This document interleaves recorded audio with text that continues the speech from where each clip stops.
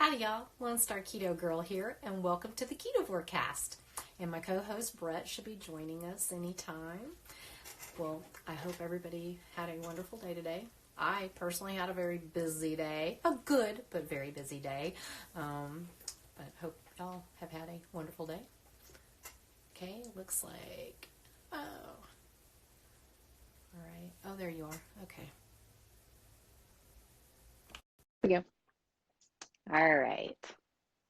How's everybody doing today? Yeah. Ta-da! Oh, there we go. Okay. All right. I can actually hear you in my ears. I'm so happy. Yay! So, yeah, you only had like a couple of appointments today. I don't know what you're talking about. Yeah, just a little bit, nothing major. It's good to see you, dear. How you be? Yeah, really good, really good. Busy but good. Yeah. Excellent, excellent, excellent. So, this is episode 23 of the KetovoreKast. I almost said it wrong right from the start. Like it. We appreciate y'all being here and stopping by. If you have any questions, feel free to ask them in chat, and we'll get to them.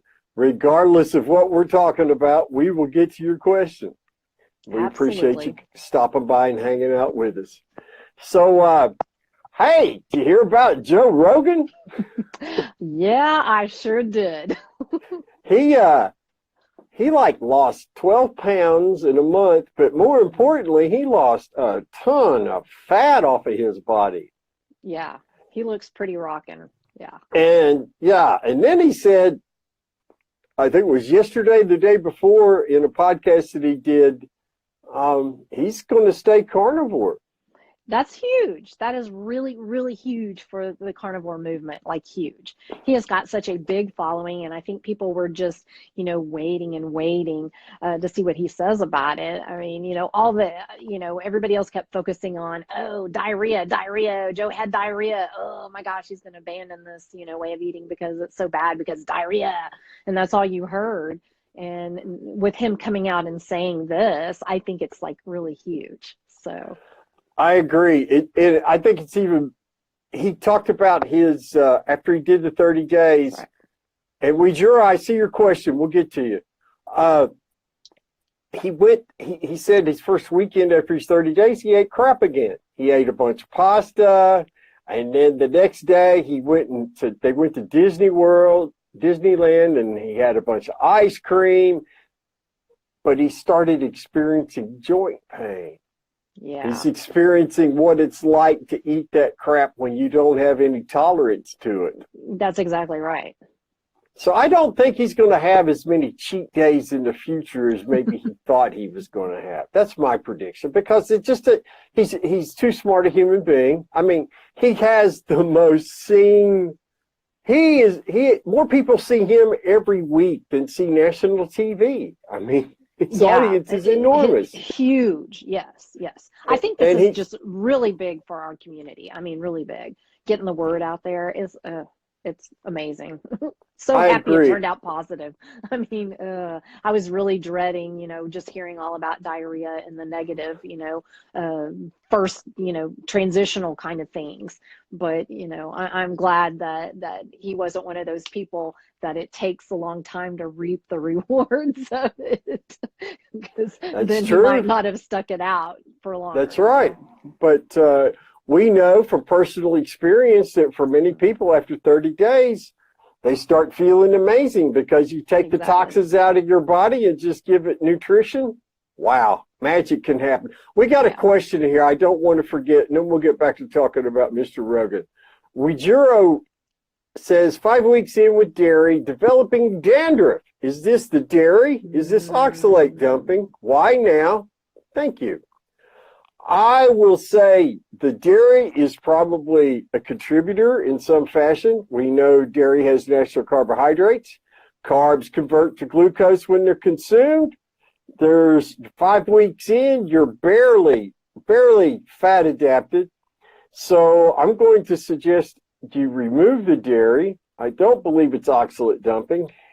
I've not heard of oxalate dumping causing dandruff.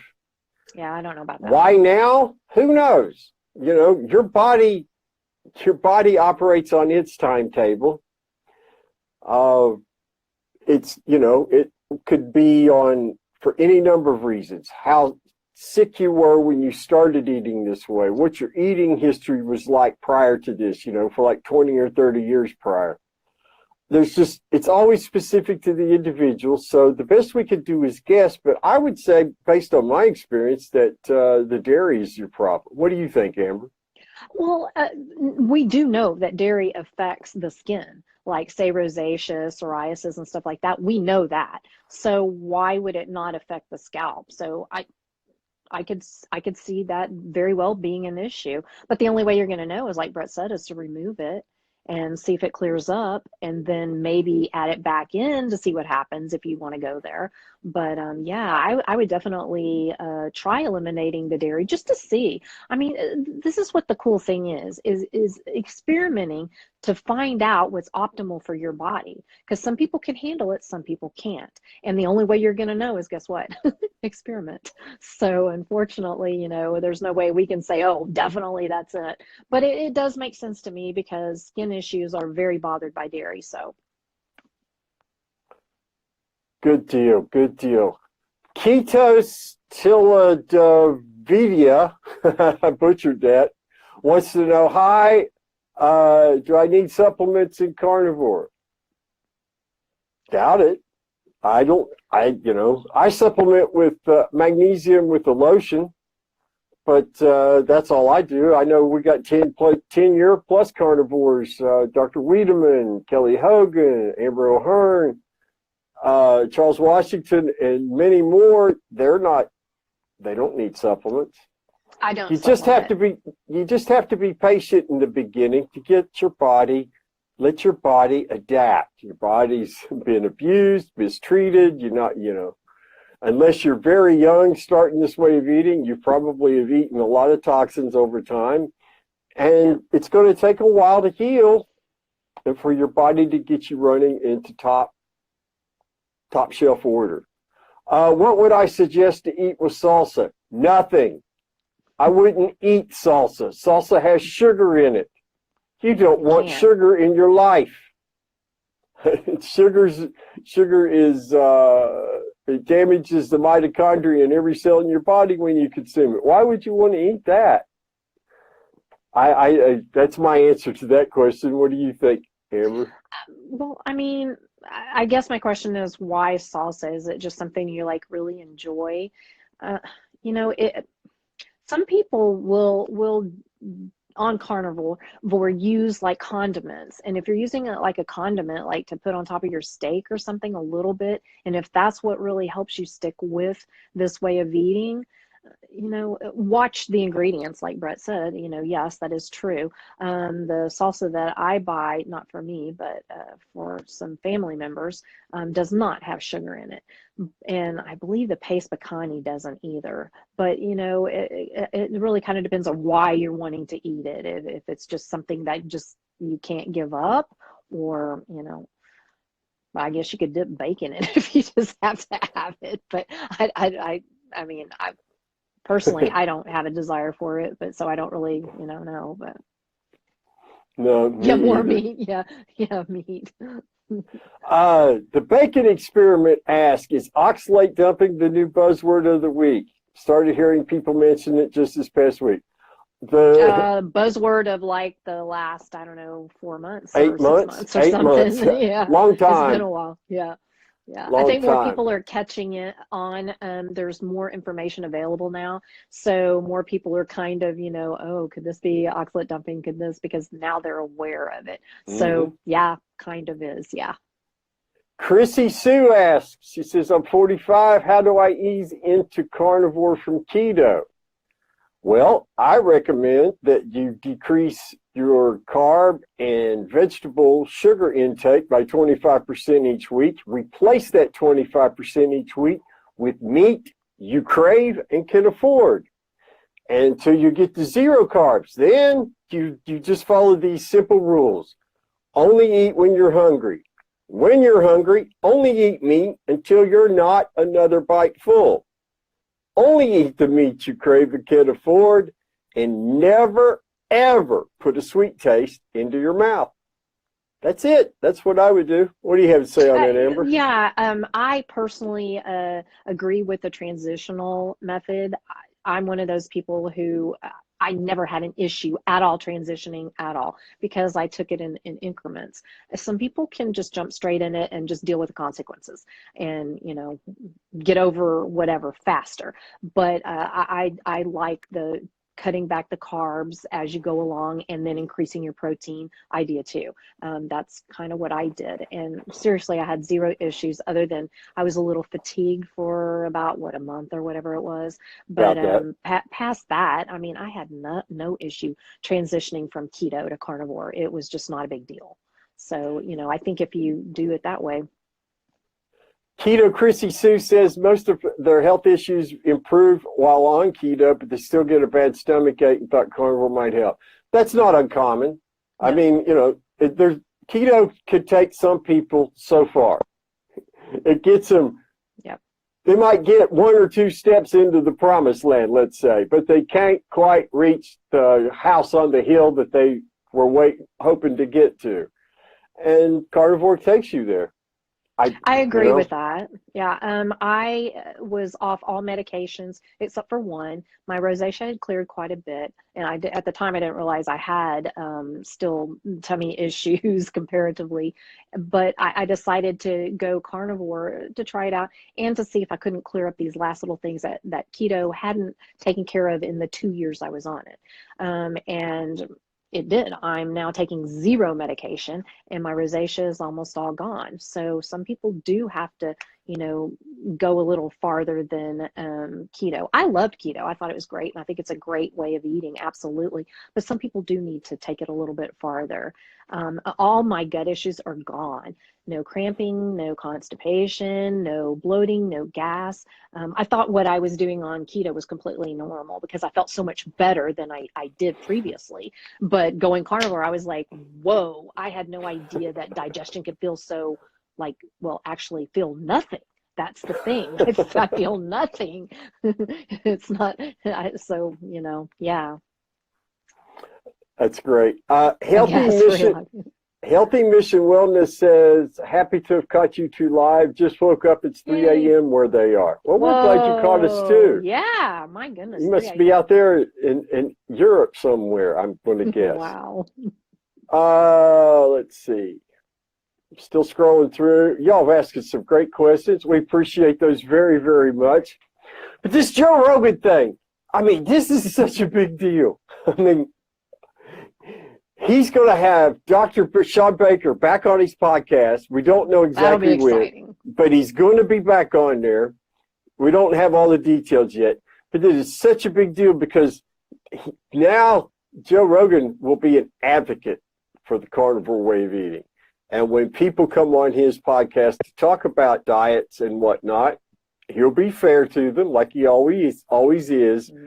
But when these people start spewing nonsense, because he knows firsthand now, if you just eat meat and drink water, your energy is spectacular. It's one of the things he reported. His energy was a straight line every day. There was no crashes. There was no spikes. There was just steadiness.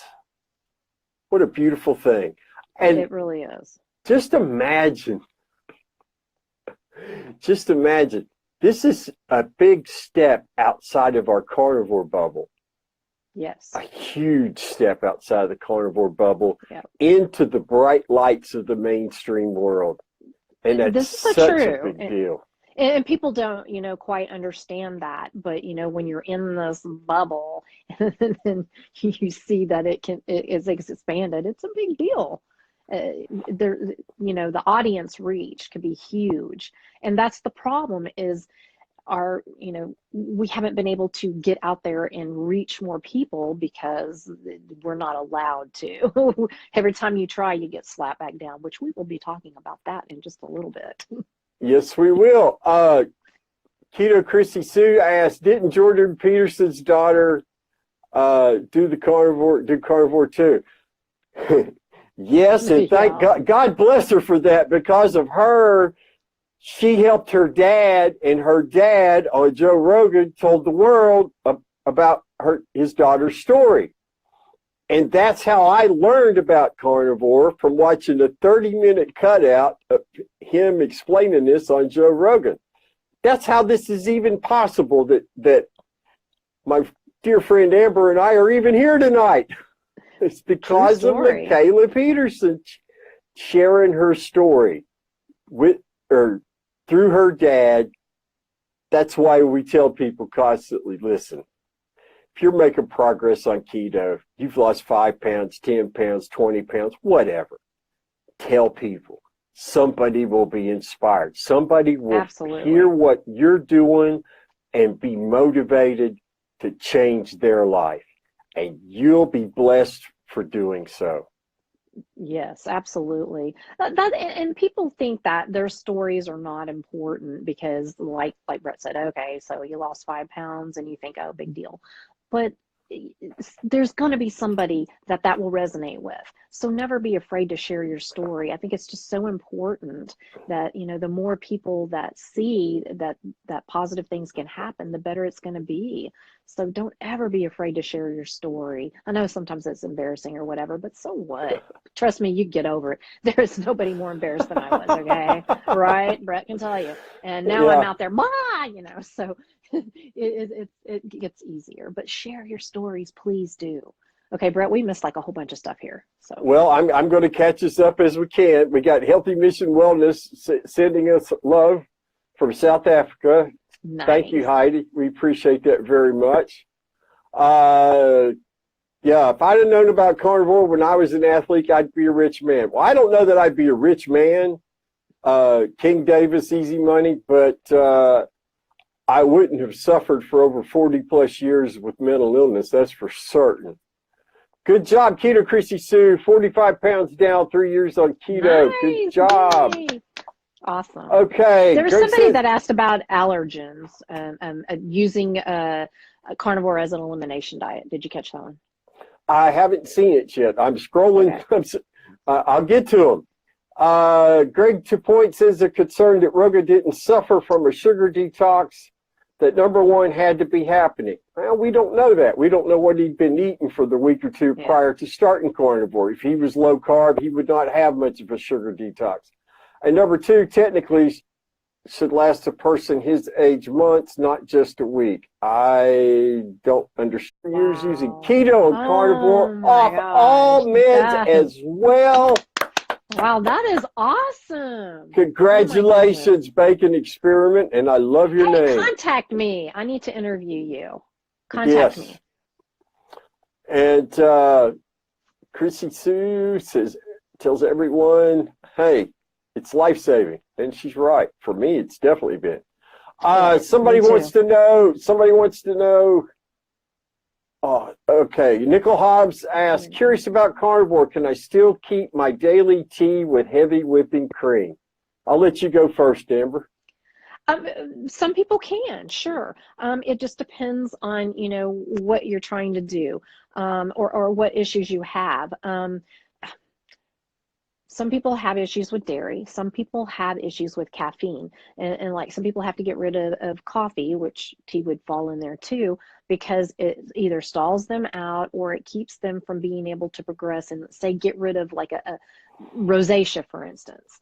Some people really, react to that. Some people don't. And if you're one of those that don't, hey, there's no reason you can't, especially if that makes this way of eating, much more palatable to you. I would experiment and see. If you're not suffering anything, then you're probably fine. But if you're finding that you're not getting results, you might want to eliminate and then add it back in after, like, say 30 days or so, and then you'll know. But here's some things to be aware of with regard to heavy whipping cream. I'll take the heavy whipping cream first, and then I'll move to the tea. Heavy whipping cream has carbs. It does. And if you're still consuming carbs, that could be creating enough glucose to cause you problems, to keep you from losing weight, to keep you having maybe an arthritis flare, pain, etc. You can maintain eczema. with the heavy whipping cream.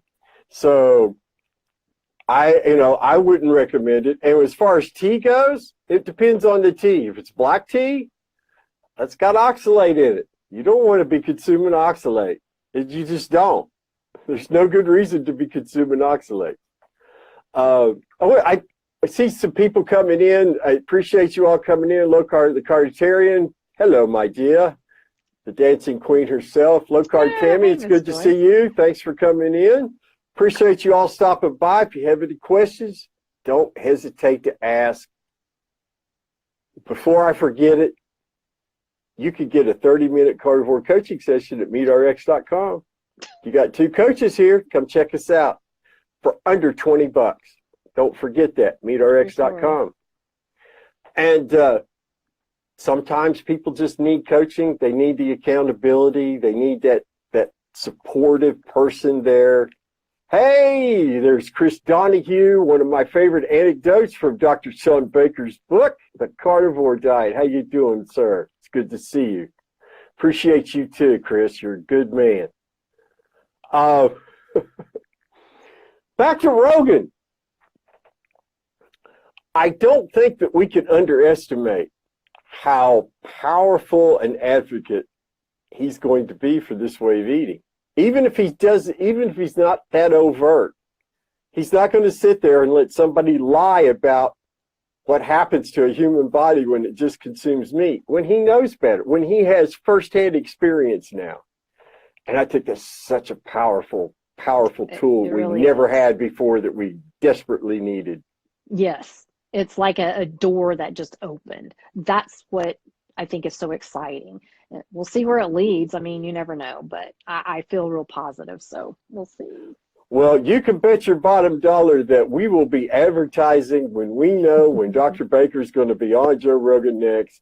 We will be promoting that 24/7 as hard as we can, because that's going to be very important for the community to expand its reach outside the carnivore bubble. But what about if we get him on the doctors? Don't you think that would be good? I think Joe Rogan would eat the doctors alive, because Joe Rogan, he doesn't, his give a crap meter is broken. He doesn't care. He won't be going there to placate them. He'll be there to speak his truth as he understands it. Somebody says, I'm glad Rogan did this, but let's be honest, being a fat consuming carnivore isn't something that anyone could safely dabble in. I don't really understand that. Maybe you could elaborate on that a little bit, Greg. Something else that's big in the community that we need to talk about is our dear friends, the Strong Sisters, the Armstrong Gals, Sarah and Dr. Ashley. Paul Saladino going on the show The Doctors. The Doctors. What? Loosely call it a show. Oh, it was like it resembled a train wreck. It was. How many of y'all saw this? Seriously, or saw clips? How many of y'all? Wave or do something. Put a little hand or something. I was blown away. I don't know why I'm so shocked at things like that. But goodness, that was seriously a train wreck you just couldn't look away from. It was bad. Man. It was agreed. The most unprofessional behavior I've seen out of quote unquote medical professionals. I have to wonder if some of their licenses are valid, the way they were behaving.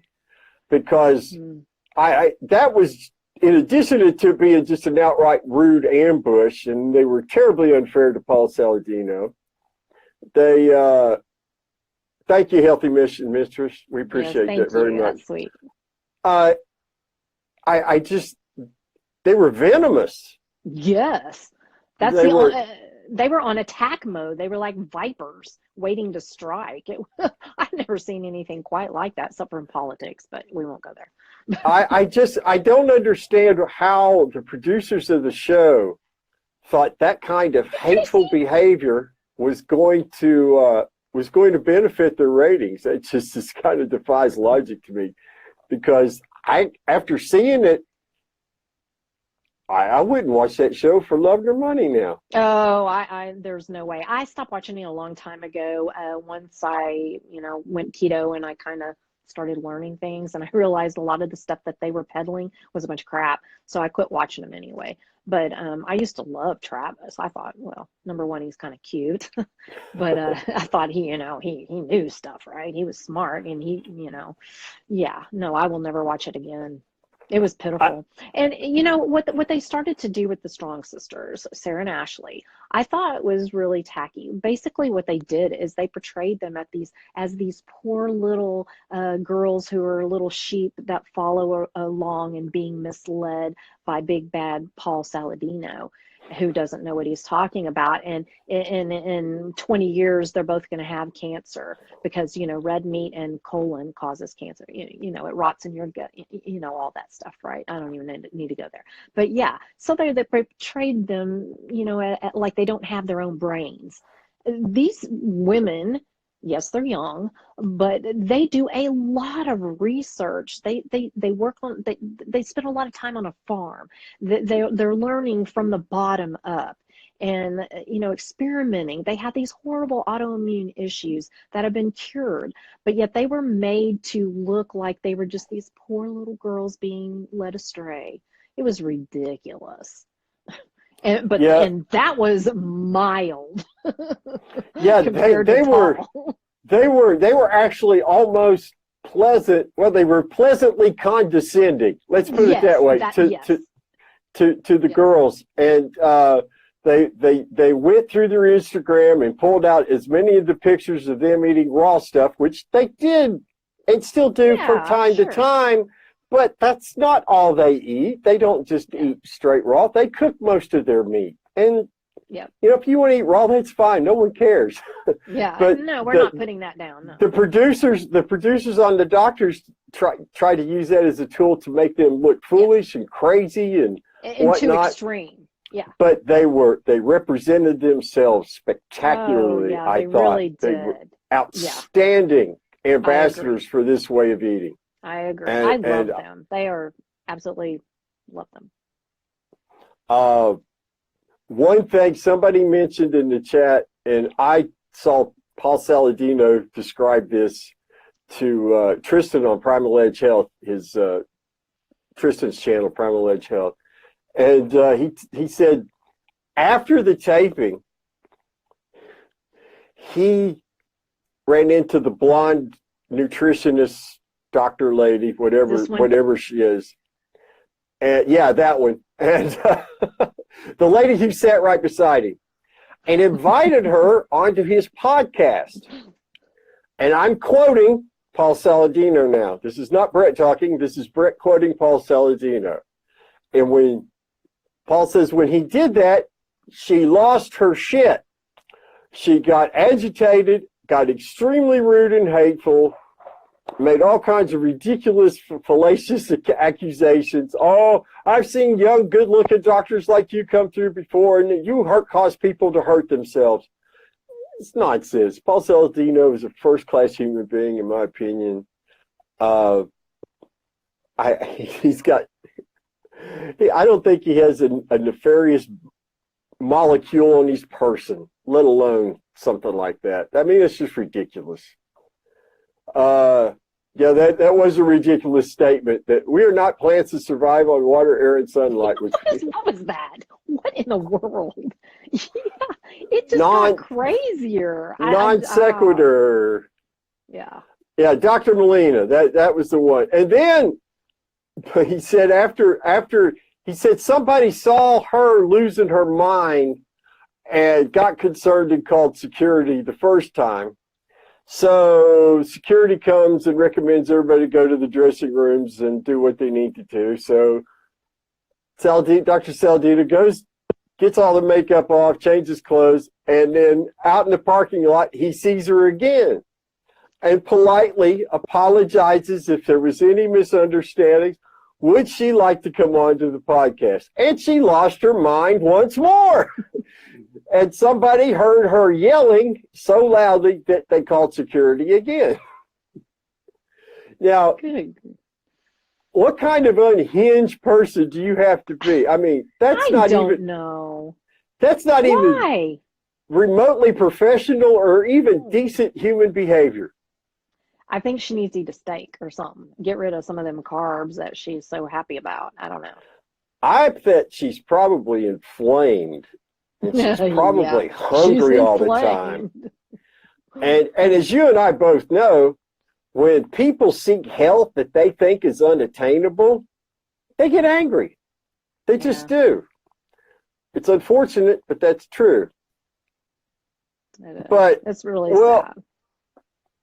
I do want to compliment, I thought he handled a ridiculous situation with calm and grace. He was assertive.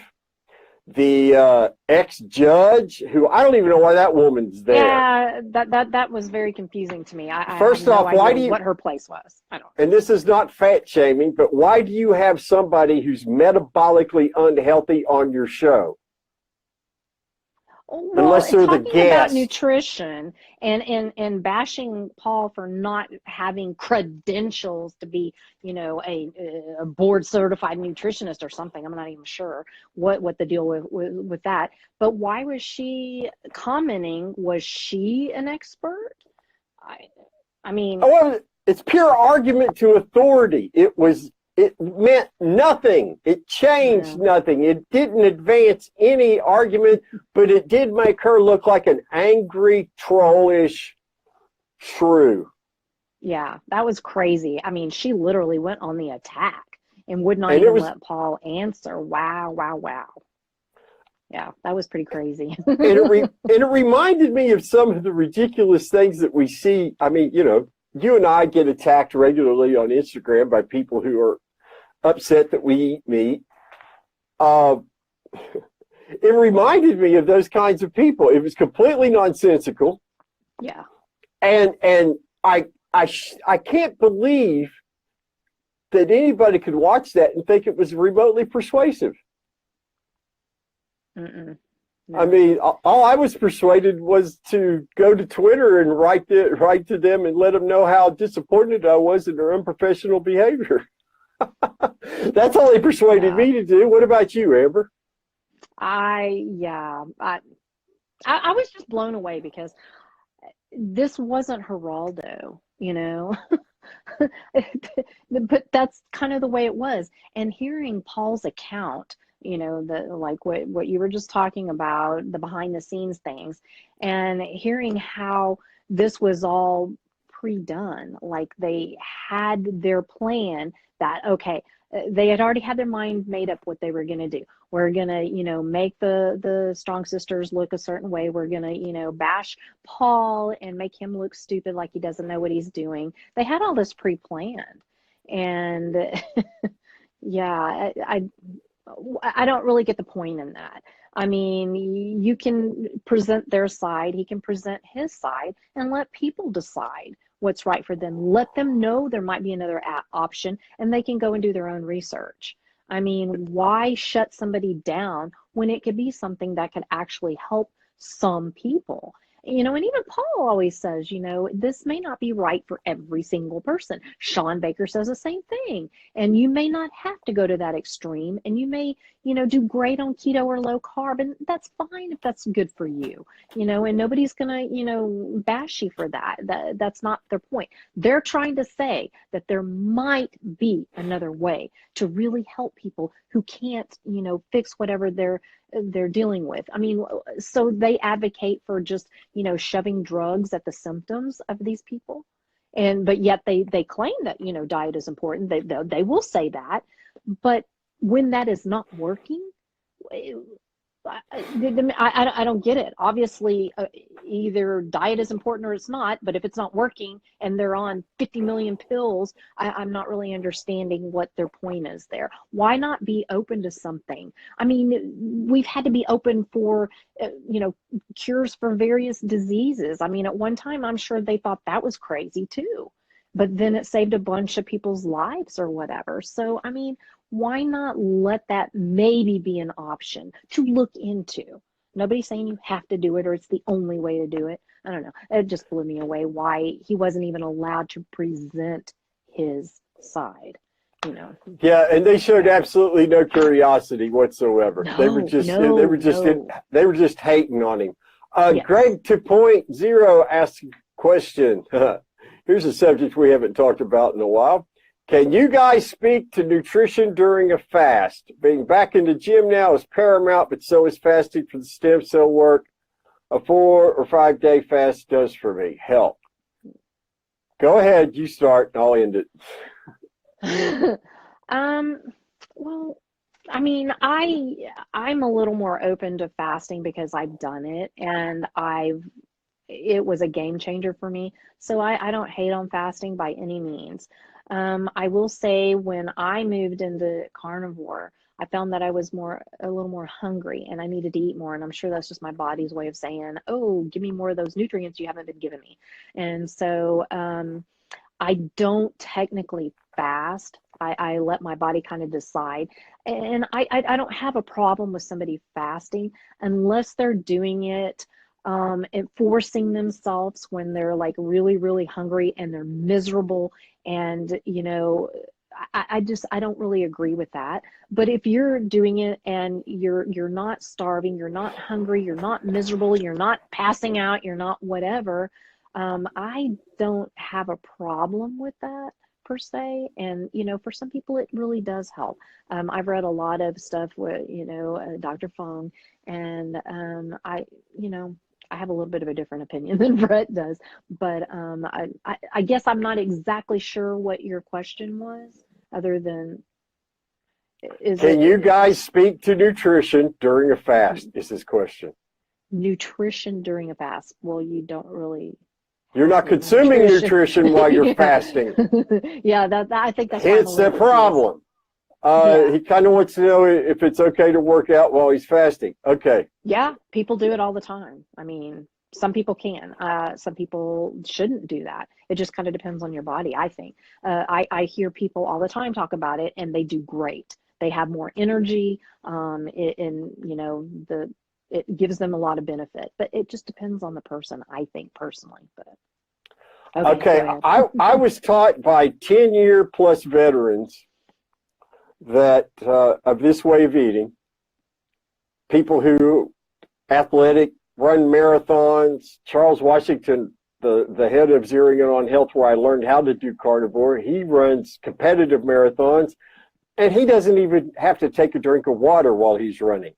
That's how dialed into his training he is. So we're not talking about just, weekend gym weightlifters. We're talking about serious people. And then, of course, there's Dr. Sean Baker, who never fasts. He feasts. You cannot starve yourself. That's just, none of the vets do that. None of them. Period. They just don't. Amber O'Hearn, Dana Shute, Dr. Lisa Wiedemann, Kelly Hogan, the Andersons, they don't fast. They don't starve. They don't deny their body nutrition when their body sends the signal, hey, feed me. I'm hungry, feed me. And I can't fast because I lose my mind. For me, meat is not just my food, it's my medicine. And if I don't take my medicine when my body says it's hungry and needs its medicine, my crazy symptoms will and have come back for short periods of time. And it's not fun. So if starving me just 12 hours or 4 hours could cause that to happen, fasting for a week? Are you serious? No, I just don't see any real need for it myself. As far as working out while fasting, well, I wouldn't recommend it because you don't know what kind of situation your electrolytes are in. And you start exerting yourself and your electrolytes are at least out of the whack, well, that's not good for your heart. I just don't see any positive outcome to doing that. Now, some people do OMA, they only eat one meal a day. They're only hungry once a day. Exactly. Not a thing in the world wrong with that. And if you want to fast longer than that for the love of all that is holy and your health, please make sure you're at least 1 year fat adapted. Yes. You have a better chance of not hurting yourself if you wait until you're fat adapted. And that's my thoughts on that, Greg. I hope it was helpful for you. Yeah, okay. And I think one thing too is like the people that I hear who exercise or fasting, you can Google this. I mean, there's a lot of information on this. Is like, say you stop eating at 5 o'clock and then you go the next day and say you work out at 10 a.m. Technically, you're working out fasted. And that actually is very beneficial in a lot of ways. But it's a different story, I think, if you fasted for 5 days and then work out hard. I don't really know about that. I mean, that seems a little, I don't know. When you're, it can be.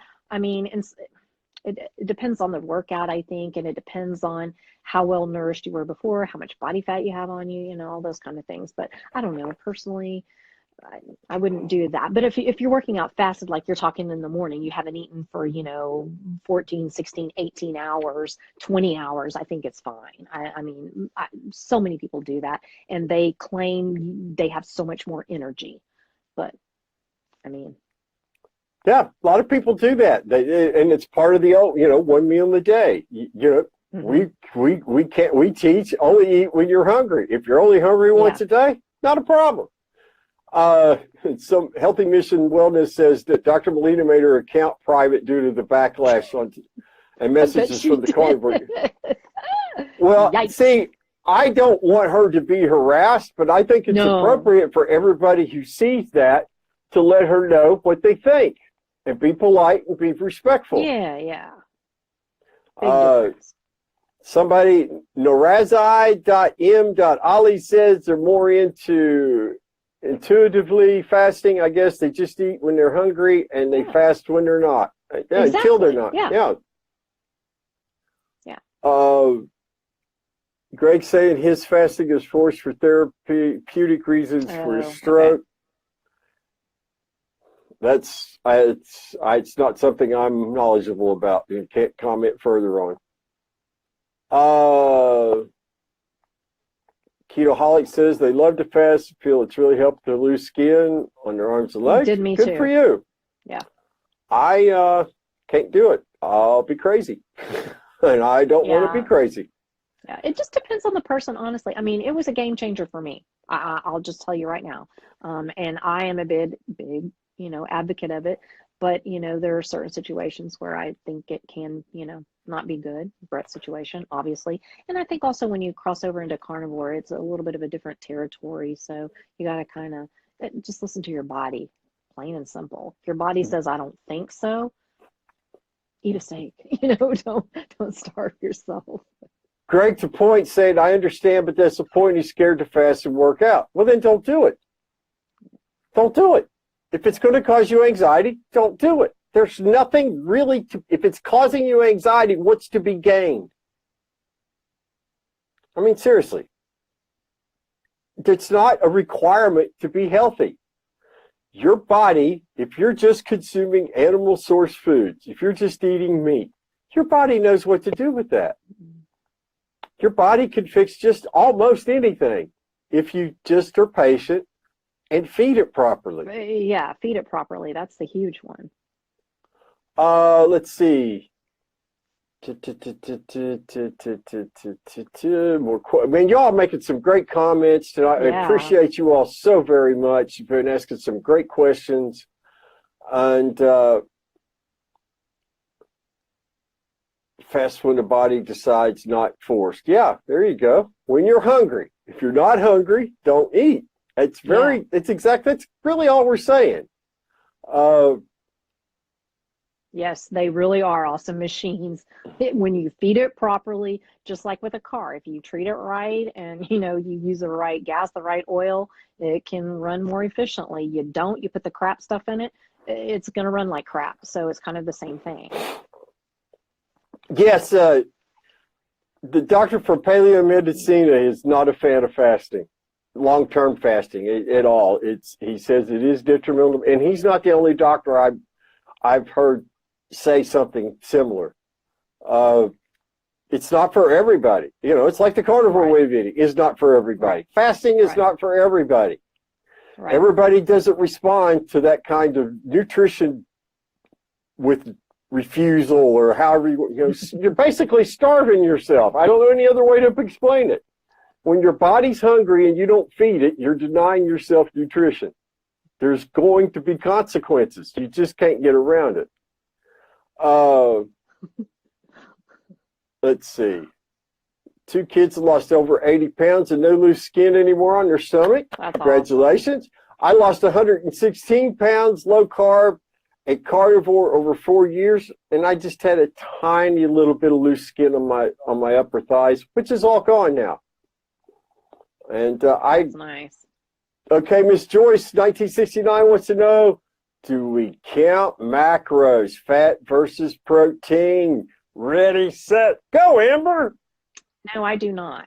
However, I will say that I am reading this one book that's based off Ted Naiman's the protein ratio, energy ratio, whatever.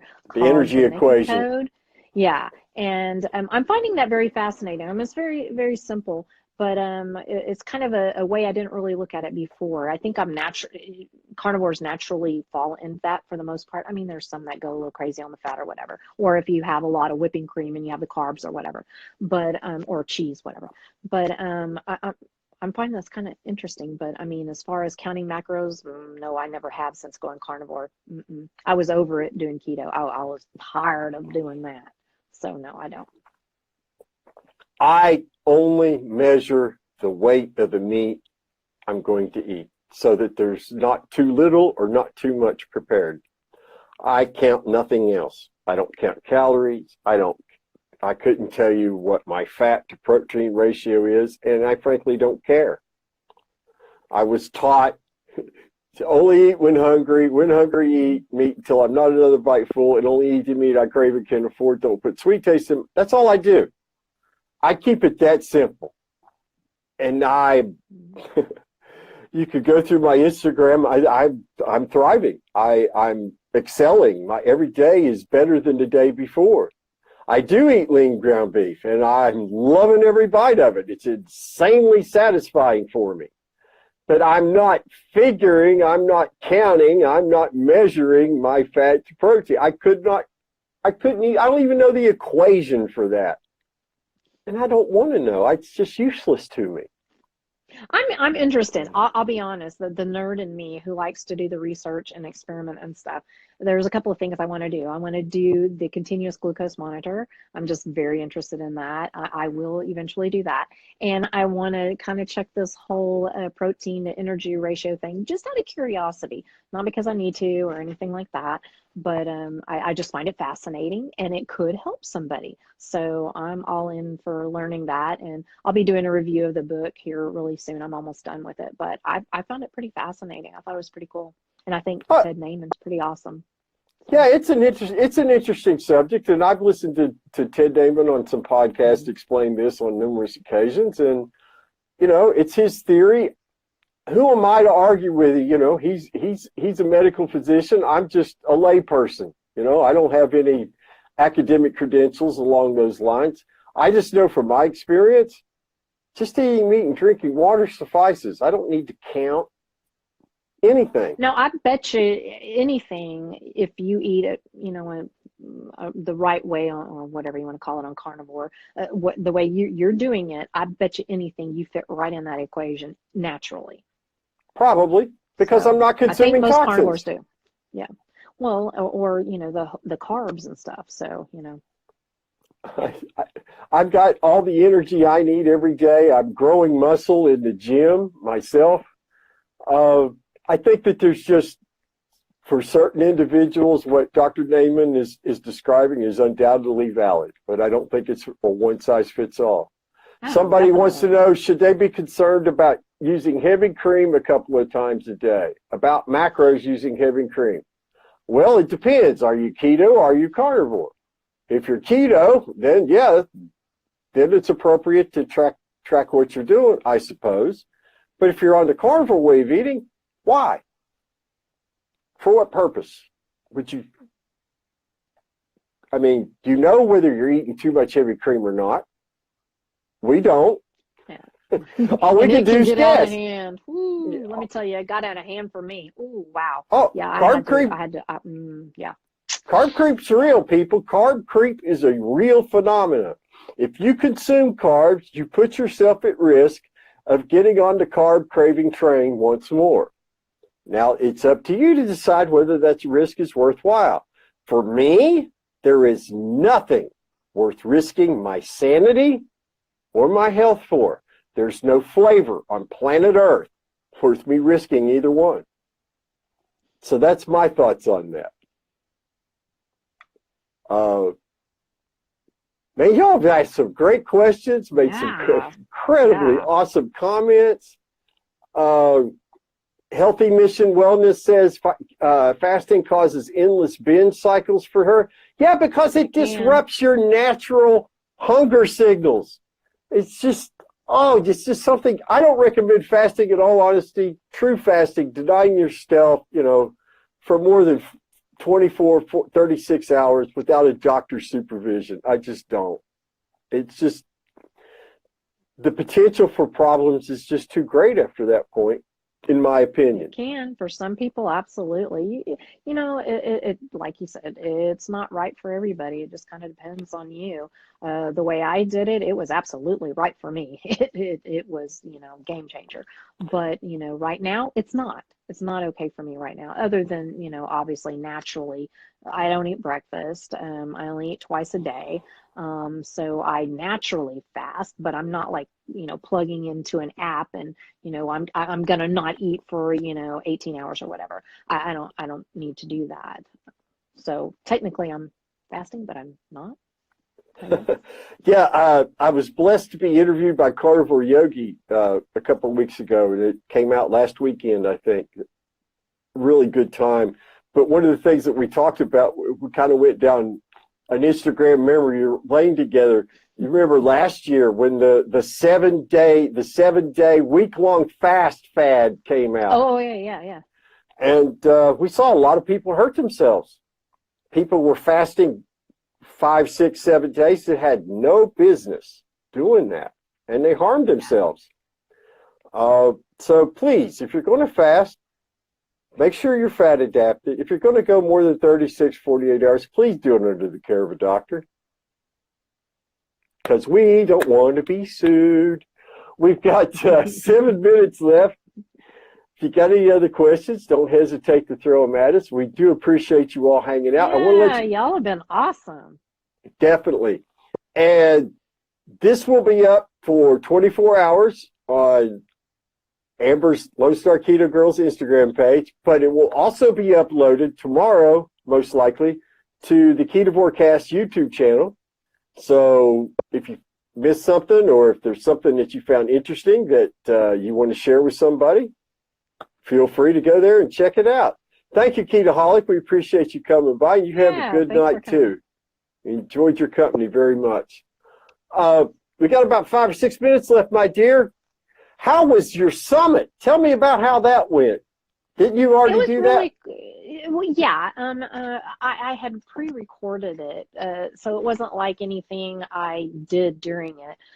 It was an online summit, and this one guy, Ant Horseman, he did it, I think, all himself, and he did an amazing job. And it's called the Beyond Keto Summit and .com. I think you can, still get on there. but he did just this phenomenal job. He had so many good speakers, and then he had success stories, and that's where I fit in, was one of the success stories. And each day he featured a success story, and then he had a bunch of speakers, and then he like summed it all up. He did an amazing job. So yeah, check it out and see if it's still up. I haven't checked. I can't remember if it's going to be up or not, but I thought it was really a great thing. That way, the people who can't go to like KetoCon or KetovoreKast or whatever can still enjoy one place, one stop, all, you know, where you can get the speakers, the success stories, whatever, all in one place. And, you know, it's a really, really cool thing. But boy, I think it just kicked his booty. It was a lot of work. Sounds like it. Yeah. He did an amazing job, though. Yeah. Well, I'm really proud of you for doing that. That's really great that you got asked. And I, you know, for a lady who wanted to share her story, but was scared to let anybody see much more than this part of her face, I'm really proud of you, dear. Healthy Mission and now Wellness. My new position, I just might as well just go on out there. I'll be interviewing success stories. I'll be the interviewee or the interviewer instead of the interviewee. So that's going to be exciting for Meet RX. So if anybody has a carnivore success story and they're interested in sharing it, let me know. Well, I'll be happy to. Oh, you're on the line. I think actually you're going to be uploaded. I already talked about you, so I think your thing will be uploaded. It's just kind of backlog. So okay. Okay, well that's okay. We'll see. Not a problem. Yeah. I just letting you know, dear. I'm easy to get along with, as you've observed. You know. Yeah, as long as you're not. Yeah. But anybody, contact me if you're interested in sharing your story. It's very short, nothing, you know, scary or, you know, too involved. It'll be over Zoom, and you know, it's only like, I don't know, 15 minutes or something. It's not a big, scary I think mine was 20, because we were just having a good time talking. Yeah, that's it. It was all my fault. Too funny. Yeah. Well, listen, I thank you all so much for hanging out with us tonight. You all just been an outstanding group to talk with. Really fun. And we're going to try to be back in a couple of weeks as real life permits. That's our goal, is to do these every couple of weeks, but sometimes real life gets in the way, and we got to deal with our own home situations as best we can, and get here when we can. Amber, you got any party thoughts? No, I think we're good. All right. I'm talked out now after my long day. Yeah, a couple coaching sessions. Well, you know, you're training. You're good. You're tough. You can handle it. Grandma duty. Yeah, grandma duty, mom duty, the whole 9 yards. Yeah. Listen, my friends, have a great evening. We appreciate you taking time out to come around and listen to us ramble off at the mouth. Do the things you need to do to take care of you, and always remember, you got something to be thankful for. Bye, Take us out, Amber. Take care. Bye.